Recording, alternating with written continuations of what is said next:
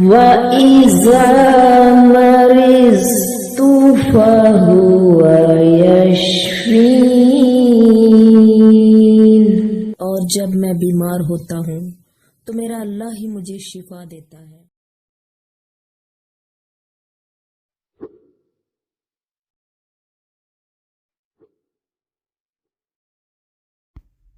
बिस्मिल्लाहिर्रहमानिर्रहीम। अस्सलाम वालेकुम friends, welcome to my YouTube channel.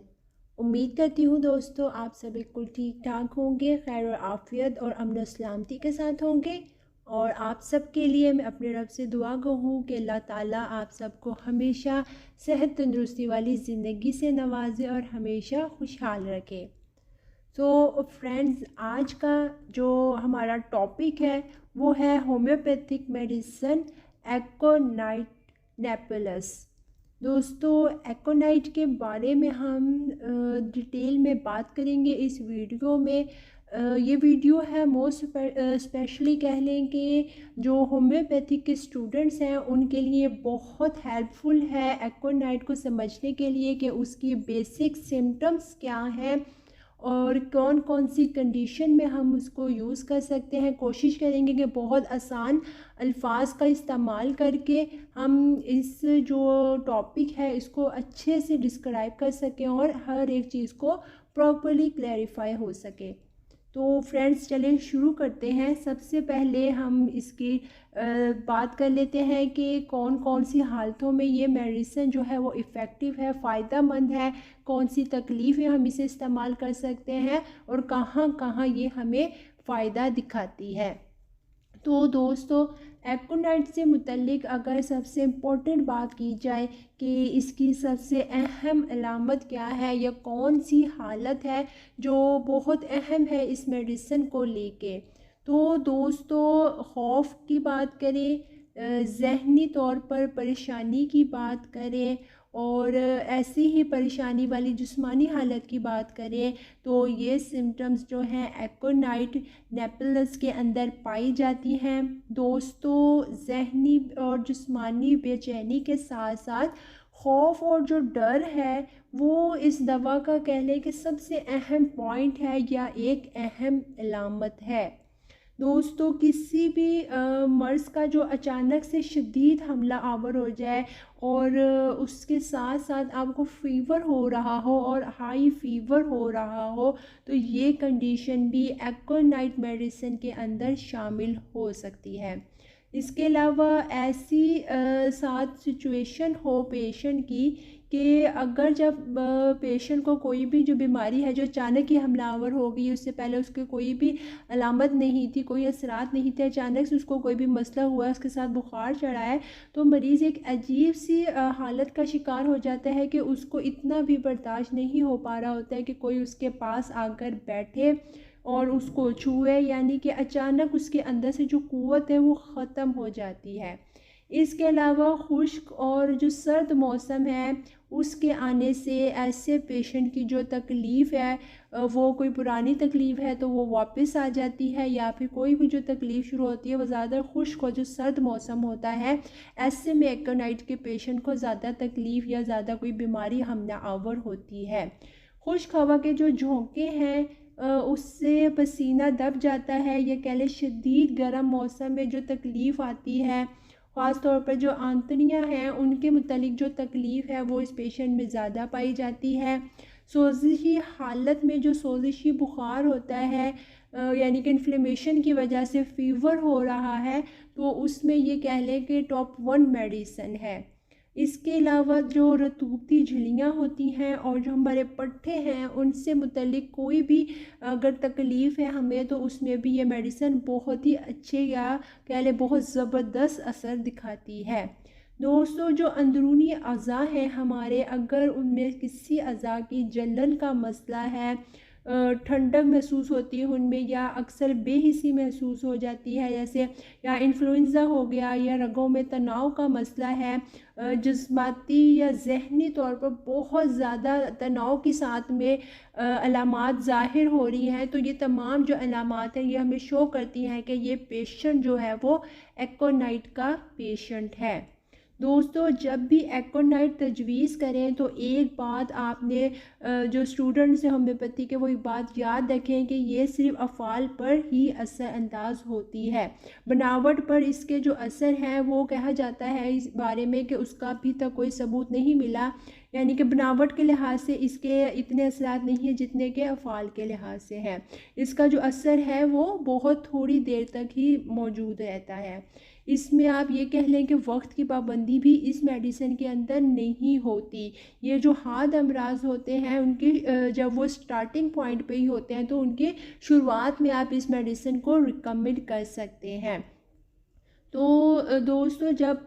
Patient की जब जिस्मानी अलामात होती हैं, जब जिस्मानी तब्दीलियाँ शुरू हो जाती हैं और एक दफ़ा हमने स्टार्ट में मेडिसिन दे दी, उससे आराम आया, लेकिन उसके बाद जब जिस्मानी तब्दीलियाँ आना शुरू हो जाती हैं, चेंजेस आ रही होती हैं, तो फिर उसके बाद इस मेडिसिन का जो असर है ये तब नहीं होता। इसके अलावा जो इज्तिमाई खून है, लेकिन जब कह लें कि मुतासर जो अज़ू है इसमें पानी आ जाए तो तब भी ये मेडिसिन उस पर असर नहीं करेगी। हम चलते हैं दोस्तों इस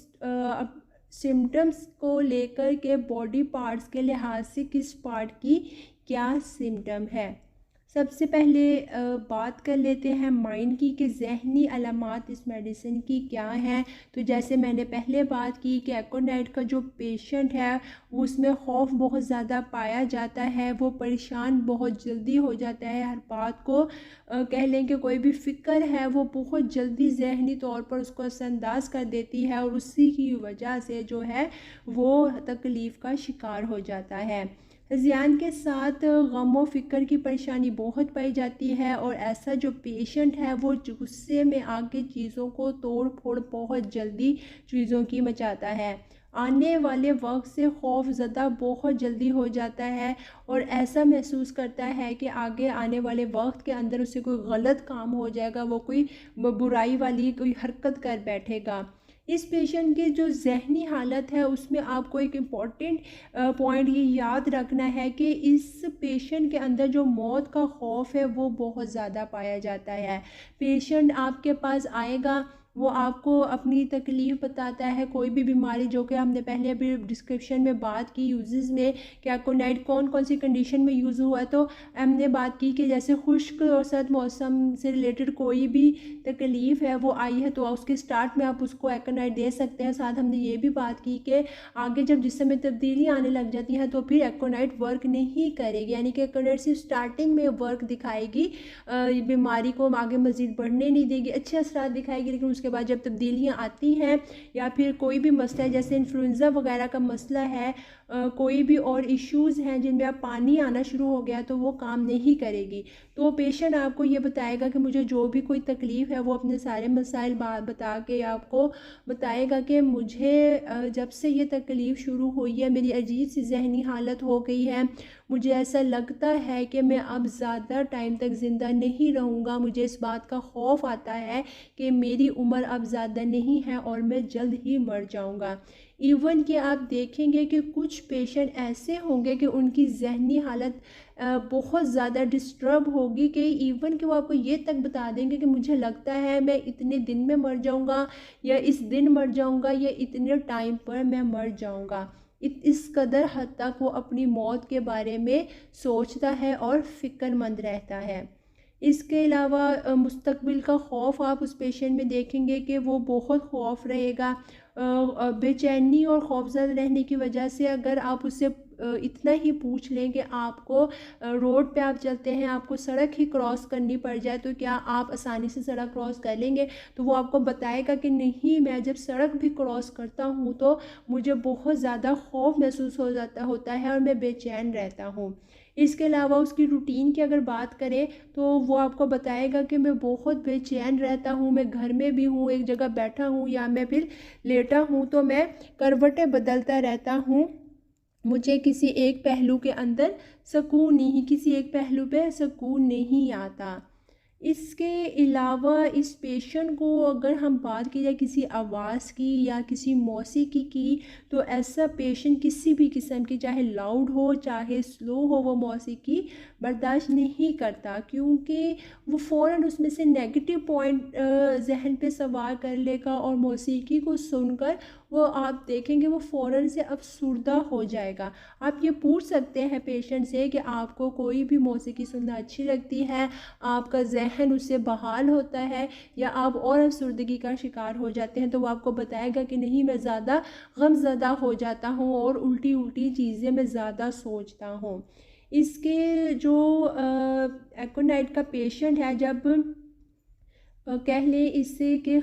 बात आप करें कि आप कुछ भी सोचते हैं, आप ख़याल करते हैं, तो आपके ख़यालात आपको कैसे महसूस होते हैं, तो वो आपको बताएगा कि मुझे जब मैं कोई बात सोच रहा होता हूँ, अपने ख़यालात के अंदर होता हूँ, तो मुझे ऐसा महसूस नहीं होता कि मैं ज़हनी तौर पर मेरे वो हालत है और मैं ज़हनी तौर पर उसे सोच रहा हूँ, बल्कि वो आपको ये बताएगा कि मुझे ऐसा लगता है जैसे मेरे मैदे से जो भी मेरे ख़यालात हैं वो मेरे मैदे से उठ रहे हैं, और अपने अज़ा को गैर कुदरती तौर पर, यानी कि वो मोटे नहीं होंगे लेकिन वो गैर कुदरती तौर पर उनको फूला हुआ या मोटा मोटा महसूस करेगा। और वो ऐसा ख्याल करता है कि थोड़ी ही देर पहले जो भी उसके साथ हुआ था वो पहले भी हो चुका है,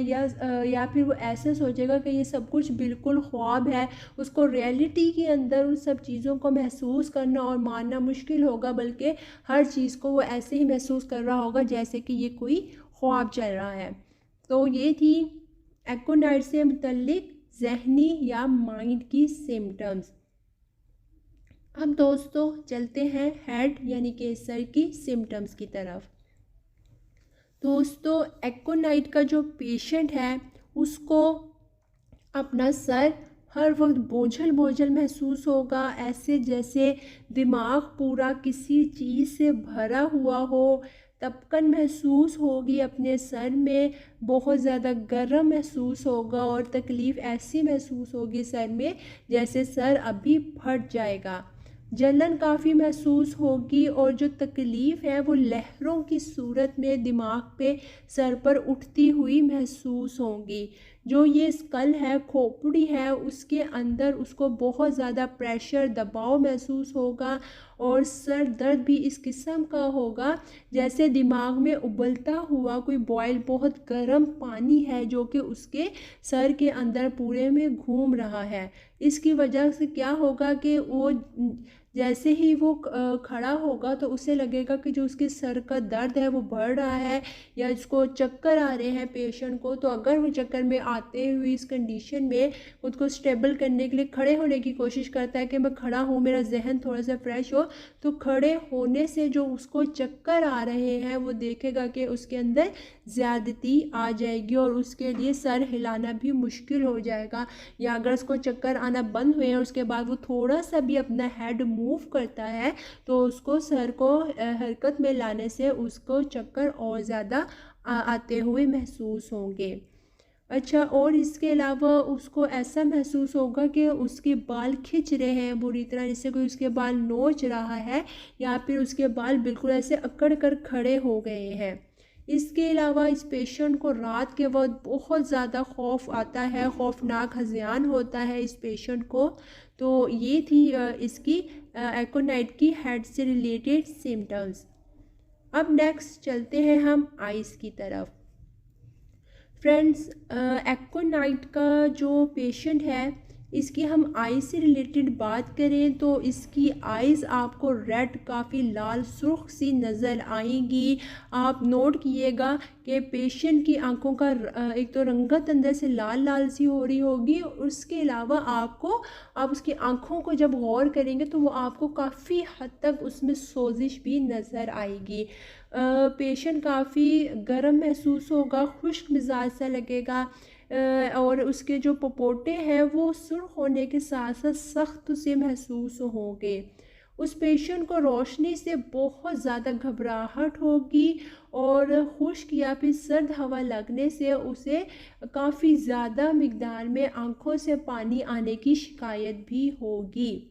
और उसे जो बर्फ़ की चमक जो होती है, शाइन होती है, उससे लगने से या कोई बाहर की चीज़ पड़ जाए तो उससे निकालने के बाद भी अगर आपने उससे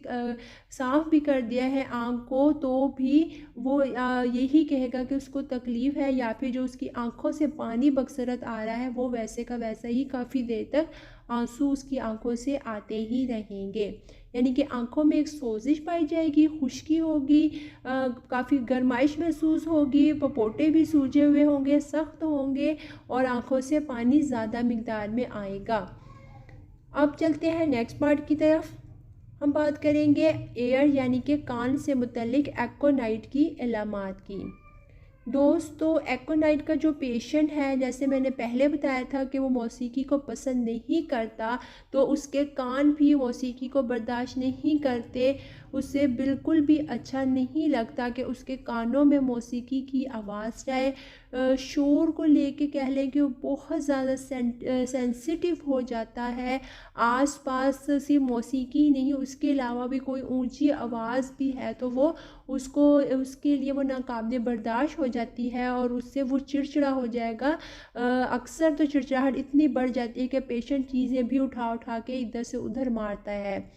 एक्ोनाइट का जो पेशेंट है उसके बैरूनी कान के हिस्से की बात करें, जो कान का बाहर वाला बैरूनी हिस्सा है, तो वो आपको काफ़ी गर्म महसूस होगा। उसकी रंगत की बात करें तो वो भी सुर्ख हो जाए, सुर्ख सी होगी और पुरदर्द होगी। आप अगर हाथ लगा के पेशेंट का जब आप चेकअप कर रहे हैं तो आप उसके अगर कान की सिम्टम्स लेना चाहते हैं तो आप उसके कान का बैरूनी जो हिस्सा है उसको हाथ लगा कर देखें तो उस पर क्या होगा, कान जो है वो हल्का गर्म महसूस होगा, कान की रंगत सुर्ख होगी और जब आप उसको दबाएंगे तो उसमें दर्द होगा। पेशेंट बताएगा कि मुझे कान के बैरूनी हिस्से में दर्द हो रहा है। इसके अलावा आपको सोजिश भी बैरूनी कान पे नज़र आएगी और जो बायां कान है उसमें उसको ज़्यादा बाएं कान में एक चीज़ की शिकायत होगी कि उसको ऐसा लगता है कि मेरे कान के अंदर कोई पानी का कतरा पड़ गया है और मुझे मुसलसल उस कतरे की जो मौजूदगी है उसका एहसास होता रहता है,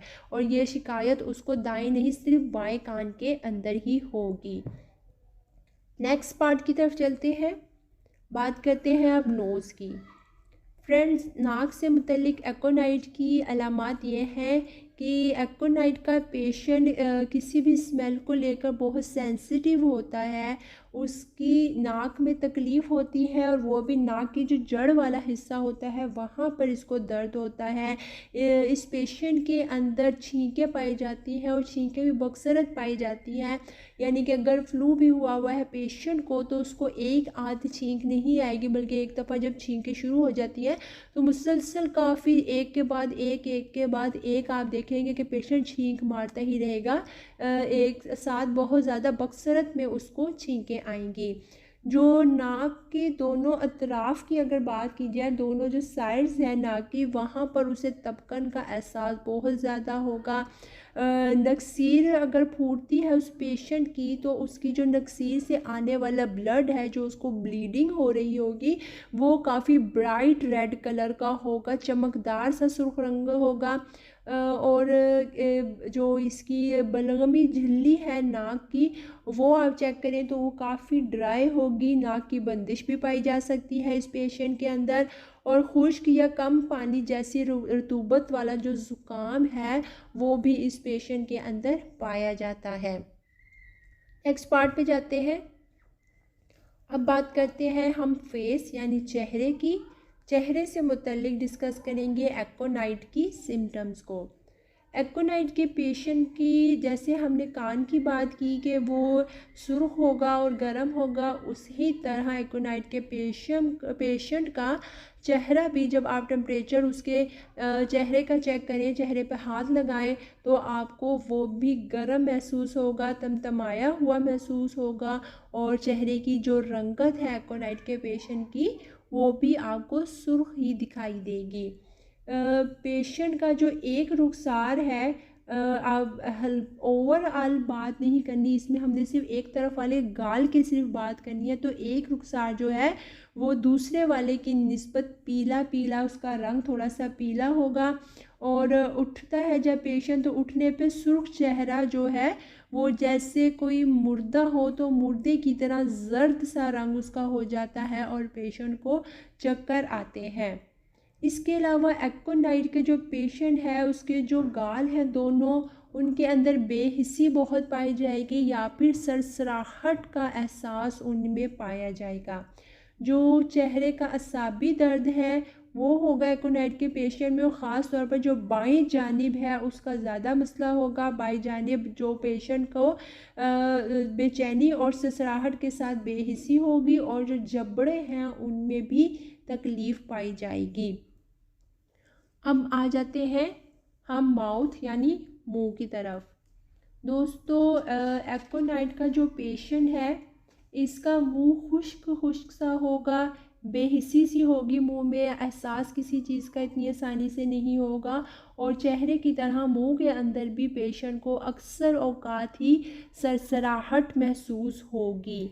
ज़बान की बात करें तो ज़बान पेशेंट की काफ़ी सूजी हुई सी होगी, और जो नोक वाला हिस्सा है उसमें गुदगुदाहट का रहती होगी। दांत बहुत सर्द होंगे, और दांत सर्द अशिया को लेकर, जो भी कोई ठंडी चीज़ें खाते हैं उसको लेकर उनमें सेंसिटिविटी पाई जाएगी। पेशेंट इजीली किसी भी ठंडी चीज़ को नहीं खा पाएगा।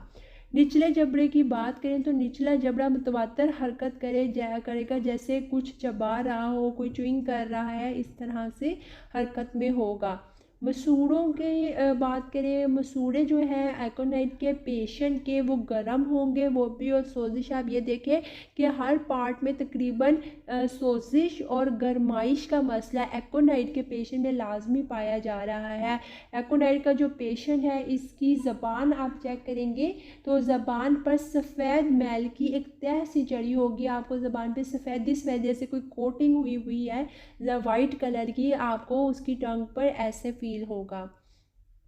अब चलते हैं नेक्स्ट पार्ट की तरफ।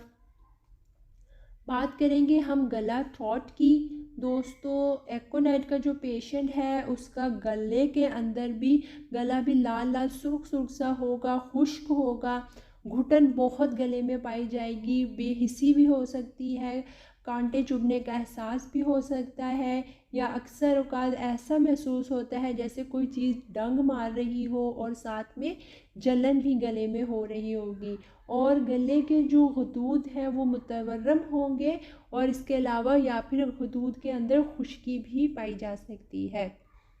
नेक्स्ट चलते हैं स्टमक की तरफ।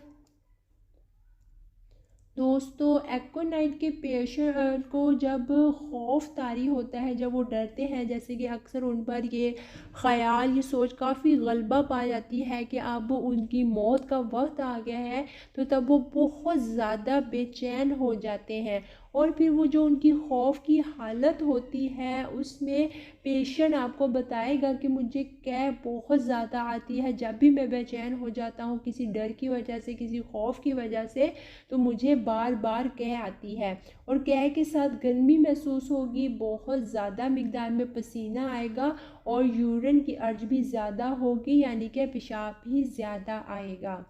इसके अलावा पानी की प्यास एक्कोनाइट के पेशेंट में पाई जाती है, लेकिन वो सिर्फ ठंडा पानी ही पीना जो पसंद करेगा। गर्म पानी की या नॉर्मल टेम्परेचर वाले पानी की प्यास एक्कोनाइट के पेशेंट में नहीं पाई जाती। जब भी पानी की तलब होगी या ठंडा पानी ही मांगेगा, और ठंडे पानी से ही उसकी प्यास बुझेगी। हर चीज़ कोई भी जो खाने पीने की है उसका जो जायका है वो पेशेंट को कड़वा ही लगेगा। आप चाहे उसे मीठी चीज़ के बारे में पूछ लें, आप उसे नमकीन के बारे में पूछ लें, ठीक है, आप उसे खट्टी चीज़ के बारे में पूछ लें, वो यही कहेगा कि इनमें से किसी भी चीज़ का जायका मेरी ज़बान पे अच्छा महसूस नहीं होता, मुझे हर चीज़ में ही कड़वाहट का एहसास होता है, हर चीज़ मुझे कड़वी मालूम होती है। हाँ, लेकिन एक बात कि वो पानी पिएगा तो पानी का जायका उसे बिल्कुल भी कड़वा नहीं लगेगा। प्यास बहुत ज़बरदस्त पाई जाती है, पानी पीता है, लेकिन क्या होता है कि जब ज़्यादा मिकदार में, जैसे ही पेशेंट ज़्यादा उसे प्यास लग रही है, वो ज़्यादा मिकदार के अंदर पानी पी लेता है, तो वो फ़ौरन ही उसको कै आ जाएगी, उसका जो स्टमक है वो एक्सेप्ट नहीं करेगा उस पानी की मिकदार को, जो उस वक्त जब वो खौफ की हालत में है और उस वक्त उसको पानी दिया जाता है, तो वो पानी फ़ौरन ही पीते ही वो पानी थोड़ी देर के अंदर ही उसको कै कर देगा। इसके अलावा दोस्तों, एकोनाइट का जो पेशेंट है, इसे बलगम या खून मिला जो मवाद होता है, उसकी या सब्ज़ रंगत वाला मवाद, उसका जो बलगम है वो या तो खून मिलाएगा या फिर जो सब्ज़ रंगत वाला होगा। स्टमक पे दबाव, बहुत ज़्यादा प्रेशर महसूस होगा, सांस की तंगी महसूस होगी और जो खुराक की नाली है वहाँ तक उसको जलन, या हलक तक, उसे खुराक की पूरी नाली हलक से लेके स्टमक पे वहाँ तक उसको सारी हिस्से में जलन बहुत ज़्यादा उसे महसूस होगी। नेक्स्ट आते हैं एब्डोमेन यानी कि पेट की तरफ। फ्रेंड्स, एकोनाइट के पेशेंट को पेट में भी गर्माइश का ही एहसास होगा। इसके अलावा उसको यूँ महसूस होगा जैसे उसका जो पेट है वो काफ़ी तना हुआ है, या ये कह लें कि उसे ऐसा एहसास होगा कि उसका पेट कोई ढोल जैसा हो गया है। छुआ जाना वो बिल्कुल भी बर्दाश्त नहीं करेगा, उसको अच्छा नहीं लगेगा कि ज़रा भी उसके जो पेट वाला हिस्सा है उस पर किसी भी कोई भी चीज़ उसे छुए, किसी भी चीज़ के साथ उसका जो एब्डोमेन है वो टकराए। इसके अलावा कॉलिंज का दर्द पाया जाएगा, और दर्द कॉलिंज किसी भी हालत में उसको आराम नहीं मिलेगा, सुकून नहीं आएगा। अगर कॉलिंज का दर्द उसे उठता है, वो खड़ा हो जाता है या बैठ जाता है या वो लेट जाता है, तो किसी भी हालत के अंदर वो पेशेंट महसूस करेगा कि उसको कोई तब्दीली नहीं आ रही, दर्द के अंदर कोई भी कमी बेशी नहीं आ रही, बल्कि दर्द जैसा है वैसे का वैसे ही है, उसे कोई भी आराम नहीं मिल रहा। अगर आप ऐसे पेशेंट को कहें गरम यखनी पीने का, तो गरम यखनी पीने से जो उसके पेट की अलामात हैं, पेट में जो भी तकलीफ़ है या तनाव आ रहा है, उसे ढोल जैसा भरा भरा सा पेट महसूस हो रहा है, तो उसकी इस अलामात में यखनी, वो भी जो गरम गरम यखनी पिए, बहुत गरम भी नहीं कि जिससे मुँह ही जल जाए, यानी कि नीम गरम से थोड़ी ज़्यादा या नीम गरम वो यखनी पी ले, तो उसके पेट के जो पेट से मुतल्लिक तकलीफ़ है उसमें बहुत ज़्यादा बेहतरी महसूस होगी। इसके अलावा एकोनाइट का पेशेंट को जो है नाफ होती है, उसके नाफ के इर्द गिर्द जितना भी हिस्सा है वो सारे एरिए के अंदर उसको जलन की तकलीफ़ भी हो सकती है। अब नेक्स्ट पार्ट की तरफ चलते हैं, बात करते हैं यूरिन की। यूरिन से मुतल्लिक सिम्टम क्या है एकोनाइट की। तो दोस्तों, एकोनाइट का जो पेशेंट है उससे यूरिन काफ़ी कम मिकदार में आता है, हालांकि प्यास ज़्यादा पाई जाती है, वो पानी भी ज़्यादा पीता है, लेकिन क्या है फ़ौरन क्या के पानी निकल जाता है, यूरिन बहुत ही कम मिकदार में आता है। और यूरिन भी जब वो करेगा तो उसे गरम गरम एहसास होगा, दर्द के साथ यूरिन पास होगा। जो मसाने की गर्दन वाला हिस्सा है उस पे वो जब यूरिन पास करता है तो उसको उस हिस्से में जलन भी महसूस होगी और वहाँ पर ऐंठन भी उठेगी। जो एकोनाइट के पेशेंट की नाली होती है पेशाब की, उसमें भी जलन पाई जाएगी और अक्सर पेशाब की बंदिश का मसला भी हो सकता है, या फिर पेशाब में खून मिला आ सकता है, जिससे पेशाब की जो रंगत है वो काफ़ी हद तक सुर्ख भी हो सकती है। जब भी ऐसे पेशेंट को पेशाब आएगा तो वो बहुत परेशानी के साथ आएगा, क्योंकि कभी या तो पेशाब रुक जाने का मसला हो जाएगा, और उसके जब भी अगर यूरिन आ रहा है और आते आते रुक गया है तो तकलीफ़ ऐसी होगी जिससे पेशेंट की चीख भी निकल सकती है, बहुत ज़्यादा बेचैनी में पेशेंट आ सकता है, और ऐसी हालत में बेचैन होकर जो अज़ाए पोशीदा होते हैं वो ज़ोर से उनको भी थाम सकता है। और जो गुर्दे के मकाम की बात की जाए तो इस पेशेंट का जो गुर्दे का मकाम गुर्दा है वो काफ़ी ज़िकियल हिस्स होता है, और पसीना ऐसे पेशेंट को बकसरत आता है। इसके अलावा इस हाल भी ज़्यादा मिकदार में आते हैं। अब नेक्स्ट पार्ट पे आते हैं, बात करते हैं मेल यानी मर्द हजरात की कि एकोनाइट के जो मर्द हजरात पेशेंट हैं उनकी क्या क्या इलामात हैं। तो एकोनाइट का जो पेशेंट है फ्रेंड्स, उसको स्पारी में ऐसे महसूस होता है जैसे कोई चीज़ रेंग रही है या फिर कोई चीज़ ऐसी है जो उसको डंग मार रही है, बार बार उसको डंग लगने सी की तकलीफ़ या डंग लगने का के जैसा एहसास होता है। और उसको कैसे तकलीफ़ होती है जैसे कि उसकी फ़ोटो में कोई कुचले जाने जैसा दर्द हो रहा है या वो सूजे हुए हैं, सख्ती पाई जाती है और बार बार उसको शहूद और ख़राज मनी का मसला होता है। और ऐसे मर्द हजरात को शहूद भी काफ़ी पुरदर्द होता है। फ़ीमेल की सिम्टम्स की तरफ आते हैं। एकोनाइट की जो औरतें होती हैं उनमें कौन कौन सी अलामात पाई जाती हैं जो कि अहम है। औरतों में इंदाम नहानी की जो के अंदर गर्माइश पाई जाएगी उसके साथ, क्योंकि एकोनाइट के पेशेंट हैं, हमने मैक्सिमम पार्ट्स में यही देखा कि गर्माइश पाई जाएगी और खुश्की पाई जाएगी। ऐसे ही एकोनाइट की जो फीमेल पेशेंट होती हैं उनमें भी यही होता है कि इंदाम नहानी के अंदर गर्माइश के साथ साथ खुश्की का एहसास भी पाया जाता है। और ऐसी फीमेल्स में औरतों में जब हैज़ आते हैं तो हैज़ का खून बहुत ज़्यादा कसीर मिक़दार में आता है और अक्सर औक़ात माहवारी के दौरान ही ब्लीडिंग भी ज़्यादा हो रही होती है। और लेकिन ब्लीडिंग के साथ साथ उनको नक्सीर फूटने का भी मसला हो सकता है। ऐसी औरतों में एक और भी अलामत पाई जाती है कि इनको जब भी हैज़ आते हैं तो वो थोड़े दिनों के लिए नहीं आते बल्कि कुछ ज़्यादा ही लंबे अरसे तक जारी रहते हैं, या फिर अक्सर आती ही माहवारी काफ़ी देर से है और जब भी हैज़ आएंगे तो हैज़ आने पर तबीयत में जोश सा आ जाएगा, सर्दी सी लगेगी और सर्दी के बायस अक्सर तो क्या होता है कि हैज़ दब जाते हैं। अक्सर हैज़ आने के दौरान ही खौफ की हालत ज़्यादा पाई जाती है ऐसी औरत में, चाहे वो मौत से मुतल्लिक़ खौफ हो या किसी भी और चीज़ का खौफ हो, वो डर है वो माहवारी के जो दिन हैं उनमें बढ़ सकता है। इसके अलावा ऐसी औरतों में बेइज्जत रहम में खून भरे होने का या फिर ज़्यादा दर्द होने का भी मसला पाया जा सकता है। औरतों के रहम में तकलीफ़ इस तरह की होगी जैसे कि गोली किसी को लग जाती है तो गोली लगने की सी तकलीफ़ जो बहुत ज़्यादा शिद्दत भी इख्तियार कर सकती है, जैसे कि ज़चकी का दर्द होता है, इस किस्म का भी उनको माहवारी के दौरान दर्द हो सकता है। और दर्द जिनको ज़चकी हो गई हो तो ज़चकी के बाद का अक्सर ऐसी ख़वातीन होती हैं कि जिनको ज़चकी के बाद खौफ और डर उनके अंदर ज़्यादा पाया जाता है, ज़चकी के दौरान के ज़चकी के बाद बेचैनी ज़्यादा पाई जाती है, तो ऐसी औरतों के ऊपर भी एकोनाइट की जो दवा है वो बहुत अच्छे असरात दिखाती है। नेक्स्ट अगले पार्ट की तरफ बढ़ते हैं। बात करते हैं रेस्पिरेटरी सिम्टम्स की, यानी तनफ़्फ़ुस से मुतल्लिक़ कौन सी सिम्टम्स हैं। एकोनाइट का जो दोस्तों पेशेंट है उसकी तनफ़्फ़ुस के मुतल्लिक़ अलामात की बात की जाए तो इस पेशेंट को जो चेस्ट है उसकी लेफ़्ट साइड पे उसको मुसलसल तो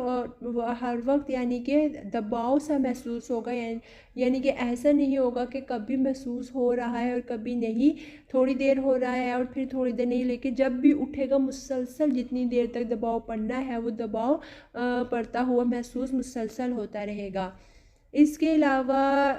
दबाव के साथ साथ पेशेंट जब भी हरकत करता है, ज़रूरी नहीं है कि वो तेज़ चले, तेज़ दौड़े या तेज़ी से उठे बैठे, बल्कि वो मामूली सी भी हरकत करेगा तो उसे अपनी सांस में काफ़ी घुटन महसूस होगी या सांस ये कह लें कि सांस घुटता हुआ महसूस होगा।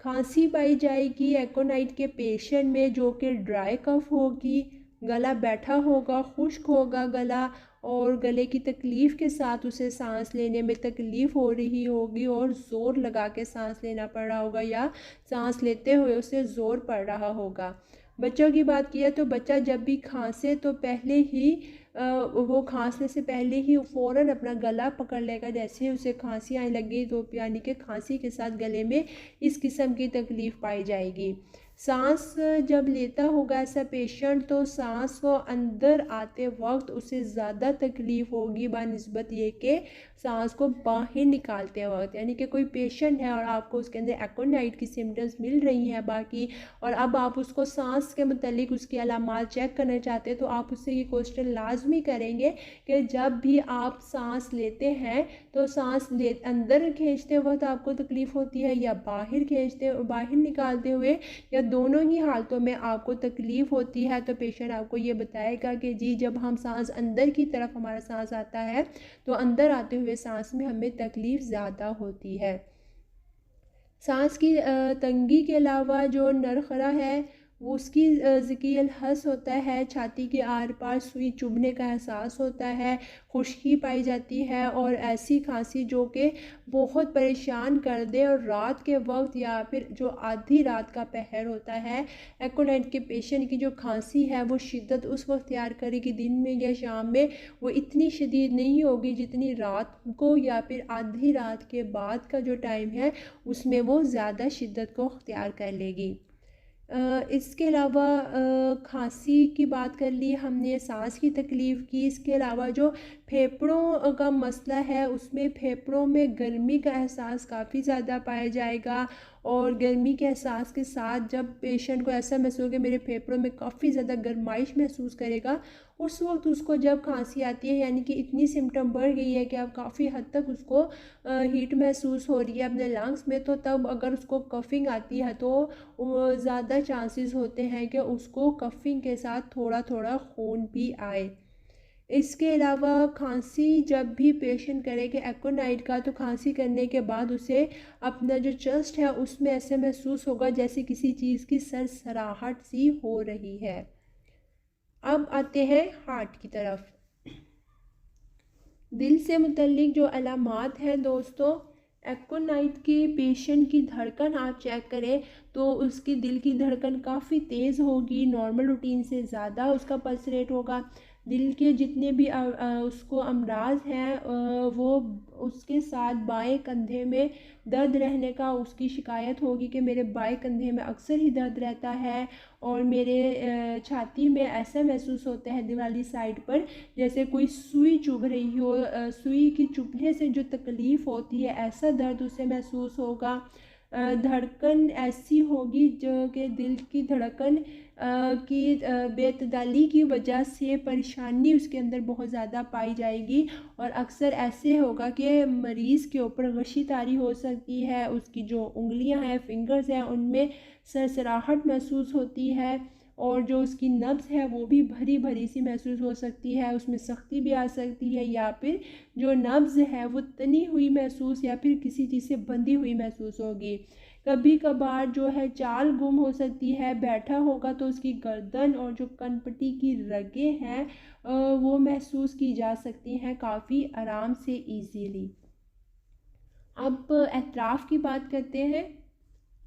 एकोनाइट का दोस्तों जो पेशेंट है इसके अतराफ़ के अंदर सरसराहट और बेहिस्सी की अलामत पाई जाती है, गोली लगने का दर्द पाया जाता है। इस पेशेंट के जो हाथ और पाँव हैं उनकी बात की जाए तो वो काफ़ी ठंडे, ऐसे जैसे बर्फ़ की मानंद हो ऐसे महसूस होते हैं, और अक्सर औक़ात तो इतनी ठंडक महसूस होती है कि उसको ऐसा लगता है कि जैसे मेरे जो बाजू हैं वो मफलूज हो गए हैं, या फिर किसी भारी चीज़ के नीचे आके कुचले गए हैं, या फिर बाजुओं के अंदर ही बहुत ज़्यादा भारीपन भी महसूस हो सकता है।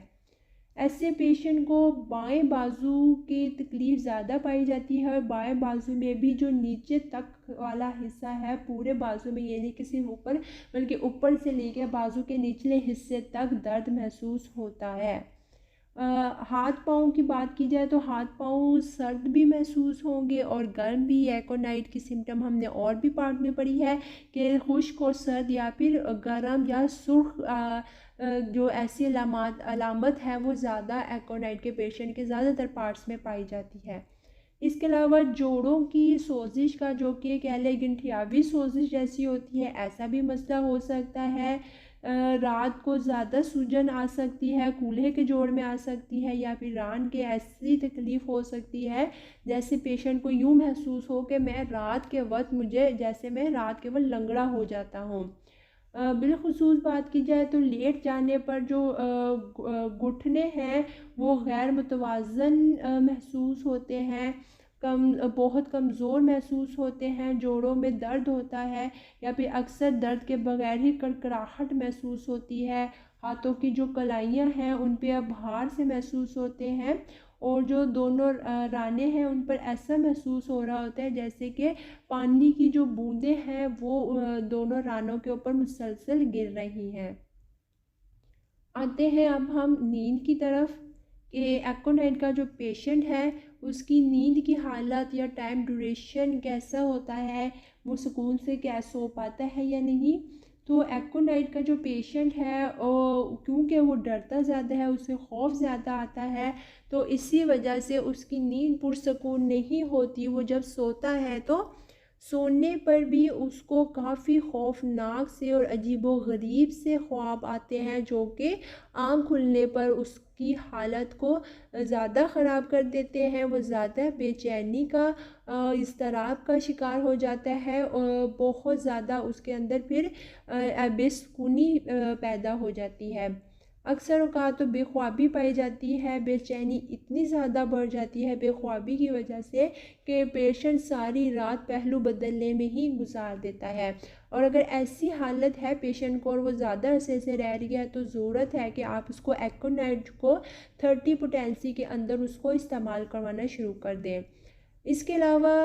एक और चीज़ देखी जाती है कि जो एक्ोनाइट का पेशेंट है वो अक्सर ये भी शिकायत करेगा कि मुझे सिर्फ बुरे ख्वाब या खौफनाक ख्वाब आने का मसला ही नहीं है, बल्कि अक्सर औक़ात अगर मैं सो भी जाऊँ, मुझे टाइम से नींद आ भी जाए तो मैं चौंक जाता हूँ और चौंकने की वजह से मेरी आँख खुल जाती है, फिर जिसके बाद मुझे सारी रात पहलू बदल बदल के गुजार देता हूँ मैं, और मुझे फिर दोबारा पुरसकून नींद नहीं आती।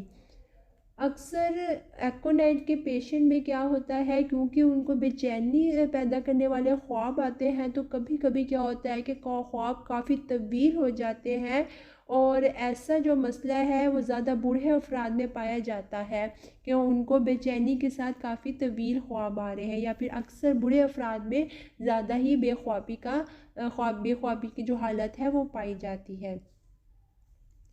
अब हम नेक्स्ट पार्ट की तरफ बढ़ते हैं। बात करेंगे हम जिल्द यानी कि स्किन की। तो दोस्तों most important and common symptom कि एक्ोनाइट का जो पेशेंट है वो क्या होगा कि उसमें गर्माइश पाई जाएगी, वो गर्म महसूस होगा, खुश्की पाई जाएगी और सुर्खी पाई जाएगी। तो यही अलामात इसकी जिल्द से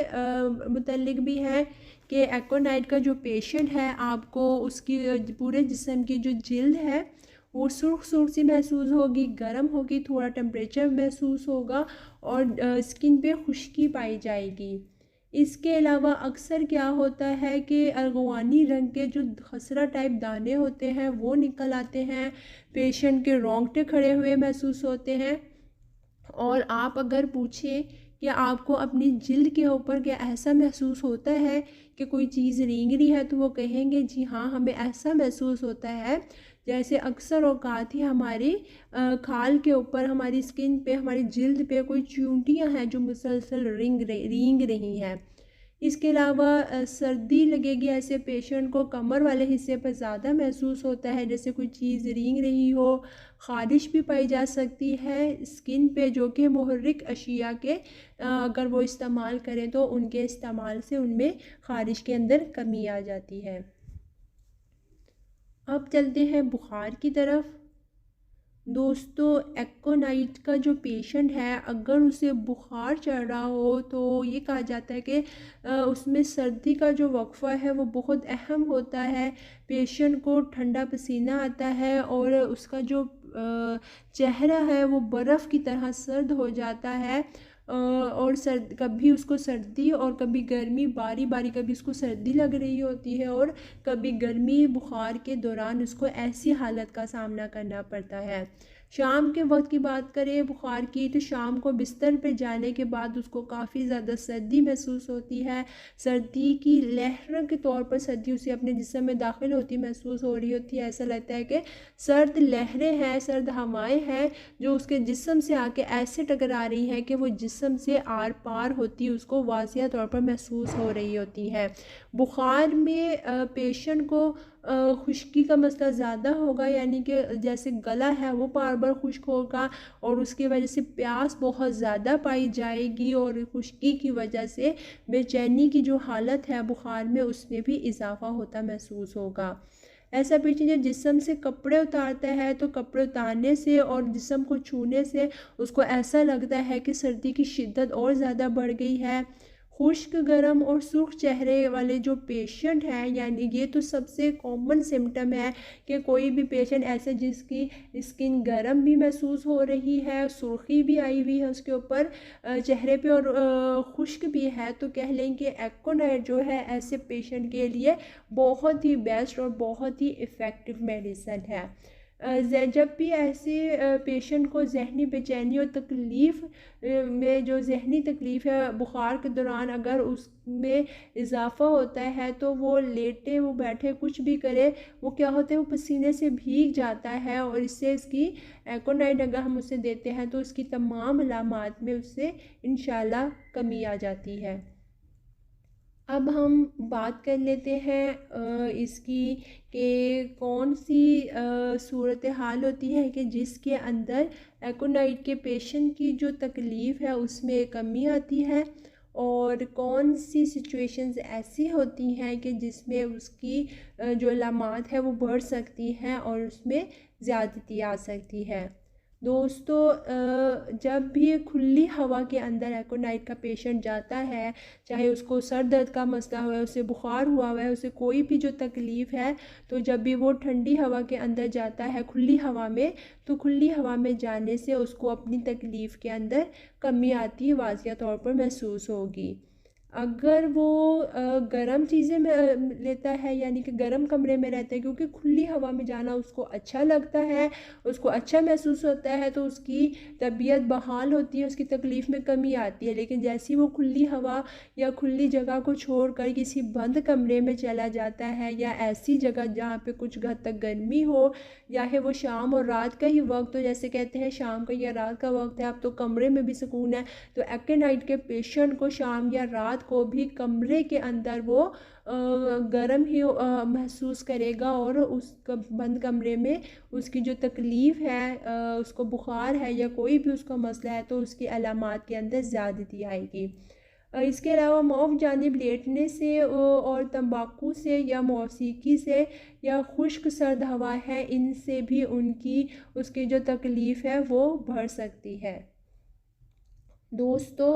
अब हम बात करते हैं कि एकोनाइट का हम ताल्लुक़ की हम बात करेंगे, किस चीज़ से इसका ताल्लुक़ कैसा है। तो जो तुर्श अशिया हैं, अगर पेशेंट एकोनाइट लेने के दौरान तुर्श अशिया इस्तेमाल कर रहा है या फिर वो शराब नोशी का आदी है या फिर जैसे कुछ पेशेंट होते हैं उन्हें कॉफ़ी पीने की बहुत लत होती है, अगर उनको फ़ीवर हो रहा है, सर दर्द भी हो रहा है और ऐसे में वो बस पसंद करते हैं कि उनको कॉफ़ी मिल जाए और वो ज़्यादा मिक़दार में पीते हैं, या फिर नींबू का जूस, नींबू का रस इस्तेमाल करते हैं, तुर्श फल भी इस्तेमाल करें। तो ये जो तमाम अशिया हैं वो आप एकोनाइट मेडिसिन को यूज़ करने के दौरान इस्तेमाल ना करें, क्योंकि ये तमाम ही चीज़ें एकोनाइट के जो असर है उसको ख़त्म कर देती हैं। फिर चाहे आप प्रॉपरली डोज़ ले रहे हो, प्रॉपर क्वांटिटी में भी ले रहे हो, प्रॉपर टाइमिंग पे भी ले रहे हो और मुसलसल ले रहे हो बग़ैर नागा किए, फिर भी आपके ऊपर उस मेडिसिन का असर नहीं होता अगर आप कोई भी ऐसी तुर्श चीज़ों का इस्तेमाल कर रहे हैं। इसके अलावा दोस्तों जैसे कि हमने बुखार में बात की थी कि बुखार के लिए ये मेडिसिन अच्छी है अगर तो जिस्म की अलामात जो हमने बताई वो इसके अकॉर्डिंग है। लेकिन अगर बुखार ऐसा है कि मलेरिया या टीबी की वजह से बुखार हो रहा है ये, तो फिर उसमें और जो कम हरारत बहुत हल्का टेम्परेचर वाला बुखार होता है तो उसमें भी ये मेडिसिन असर नहीं दिखाती। इसके अलावा पेट की तकलीफ़ के बायस होने वाली जो भी ऐसी शिकायत हैं जिनमें सोजिश आ गई हो तब भी वो काम नहीं करेगी। सल्फ़र को हम दे सकते हैं एकोनाइट के बाद। हम सल्फ़र को इस्तेमाल करें तो सल्फ़र इसके बाद काफ़ी अच्छा काम करती है, यानी कि हम पहले एकोनाइट पेशेंट को यूज़ करवा रहे हैं, उसके बाद हमने कोई मेडिसिन अब चेंज करनी है अकॉर्डिंग टू सिम्टम, तो अगर हम सल्फ़र इस्तेमाल करते हैं तो आप एक दफ़ा सल्फ़र को ज़रूर गौर से पढ़िएगा और कंसर्न करिएगा इस बारे में कि अगर आप सल्फ़र इस्तेमाल करते हैं तो वो अच्छे रिज़ल्ट देगी एकोनाइट के बाद। इसके अलावा शदीद दर्द हो बेख्वाबी के साथ तो फिर आप चाइना मेडिसिन को काफ़िया से इसका एकोनाइट का मुकाबला कर सकते हैं।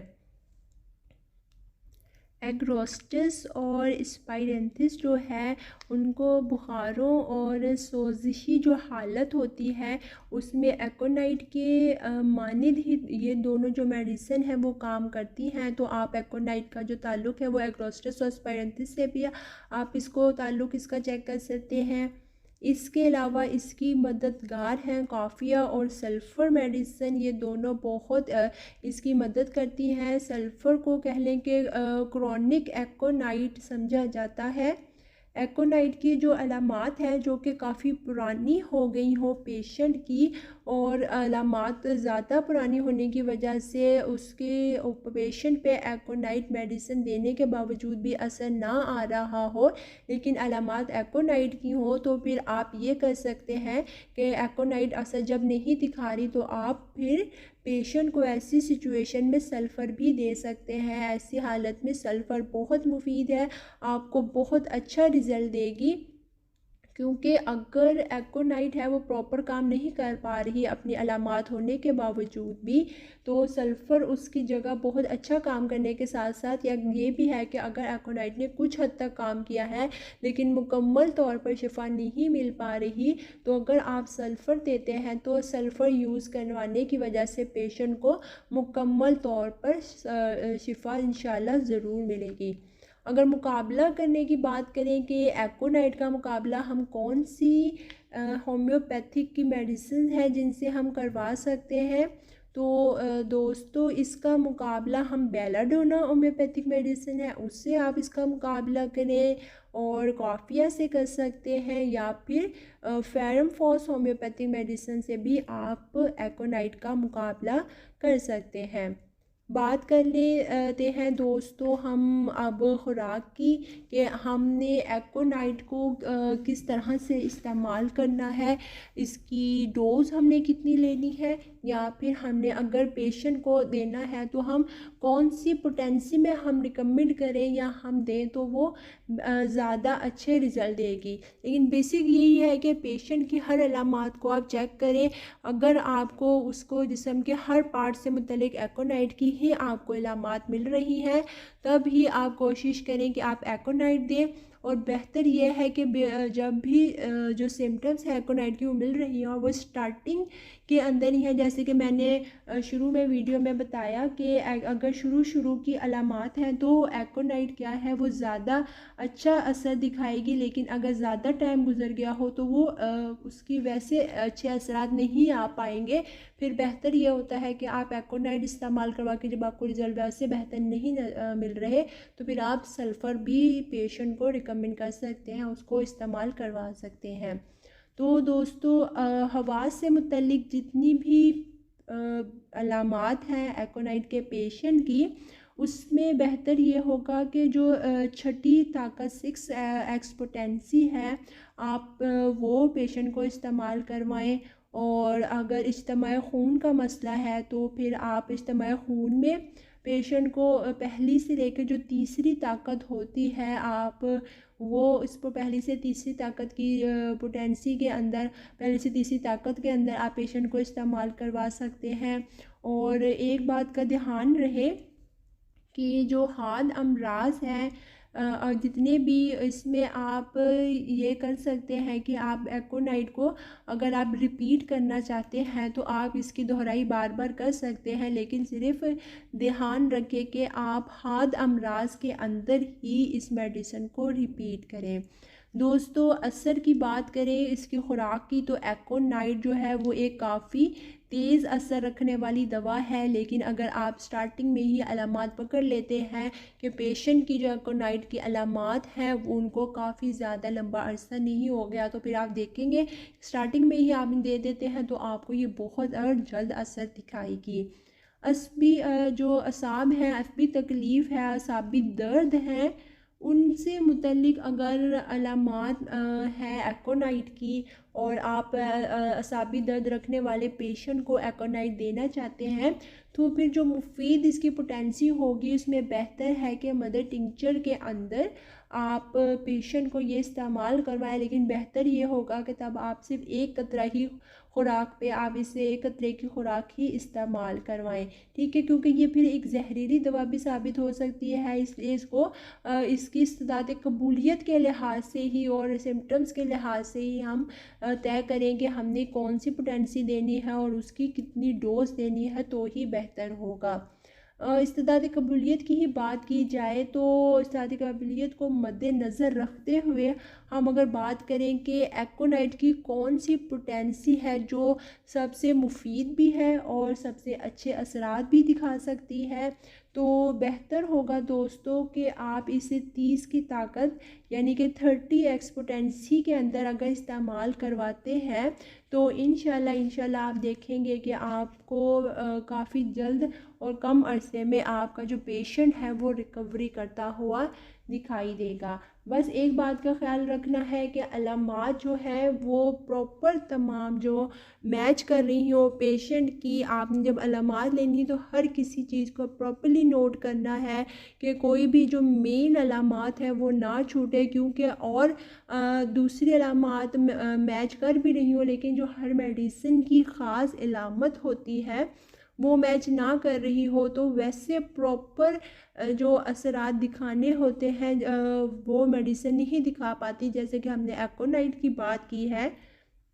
कि एकोनाइट के पेशेंट के अंदर खौफ पाया जाता है, ज़हनी तौर पर बहुत ज़्यादा परेशानी और बेचैनी पाई जाती है, मौत का डर पाया जाता है। पेशेंट के अंदर जिस्मानी तौर पर कोई भी अलामत आपको मैच होती नज़र आ रही है, लेकिन उस पेशेंट के अंदर ज़हनी खौफ नहीं पाया जा रहा, मौत का डर उसके अंदर नहीं पाया जा रहा, तो वो एकोनाइट वैसे उसके ऊपर अच्छा असर नहीं दिखा पाएगी जो उस पेशेंट पे दिखाई जाएगी कि जो आपके पास आएगा अपनी कोई भी तकलीफ़ बयान करेगा और तकलीफ़ बयान करने के साथ वो ये कहता है कि मैं बहुत बेचैन हूँ, इस तकलीफ़ की वजह से मेरी ज़हनी हालत बहुत ख़राब है, मुझे हर वक्त ऐसा लगता है कि मेरे सर पर मौत सवार है, या फिर जैसे कि मैंने आपको बताया कि अक्सर तो पेशेंट की ज़हनी हालत ऐसी भी पाई जाती है कि पेशेंट अपनी मौत का दिन यानी कि अपने मरने का वक्त तक बता रहा होता है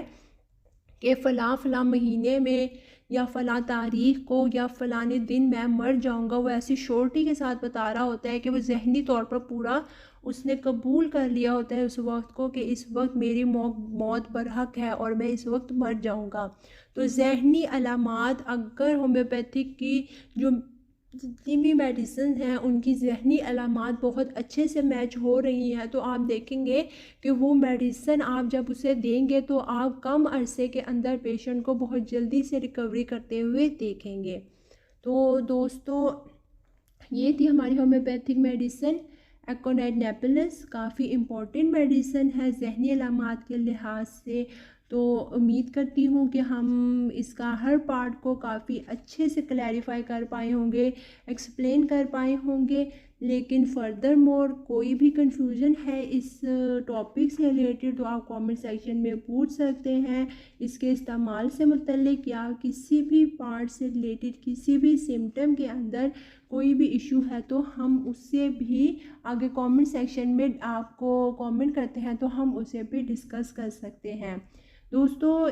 एकोनाइट में ही कुछ और भी कह लें कि जैसे कि एकोनाइटीन है, एकोनाइटियम कमारम है या एकोनाइटियम फेरक्स है, ये सारी मेडिसिन भी इनके भी अच्छे असरात हैं। जैसे एकोनाइटीन के बारे में कहा जाता है कि पेशेंट को शीशे की तरह का बोझ का एहसास होता है, आँख की बलाई सब में दर्द भी महसूस होता है, बर्फ़ की तरह का एहसास होता है, और ऐसे पेशेंट को पानी से याद रखें कि पानी से बहुत ज़्यादा खौफ महसूस होता है। और एकोनाइटिम है उसमें पेशेंट को क्या होता है कि सर दर्द के साथ चक्कर ज़्यादा आ रहे होते हैं और होठों और चेहरों पर जो चूंटियाँ रेंगने का जो एहसास है वो नॉर्मल जैसे हो रहा होता है, तो होता होता उसको ज़्यादा भी महसूस होने लग जाता है। और अक्सर ये होता है कि कान उसकी गूंजने लगते हैं, कानों में आवाज़ें गूंजती हुई महसूस होती हैं। बाज़ औक़ात ऐसा भी होता है कि जो एकोनाइडियम का पेशेंट है उसके ऊपर सकता भी तारी हो जाता है।